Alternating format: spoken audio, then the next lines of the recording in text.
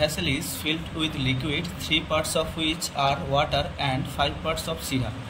How much of the mixture must be drawn off and replaced with water so that the mixture may be half water and half syrup? এখানে একটা vessel liquid দ্বারা feel আছে যেখানে 3 part water এবং 5 part syrup. কতটা mixture তুলে নিয়ে জল দিয়ে রিপ্লেস করলে মিক্সচারটা হাফ জল এবং হাফ সিরাপ হবে?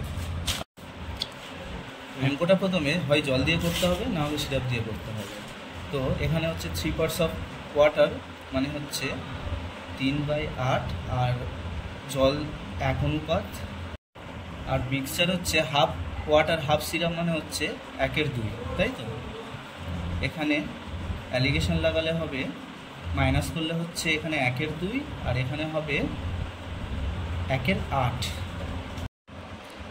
1/2 8 গুণ করলে আর 1/8কে যদি 8 দিয়ে গুণ করা হয় তাহলে এখানে হচ্ছে থাকবে 1, এখানে 4, 4:1।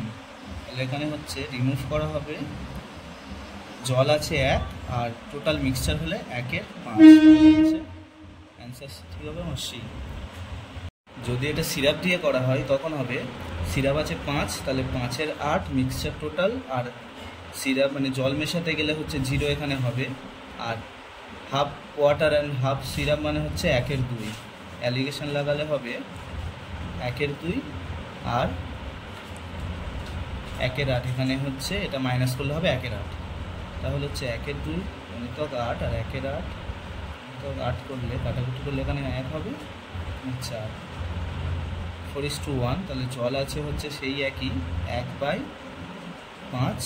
অ্যান্সার এখানে সেই অপশান সি ইজ রাইট।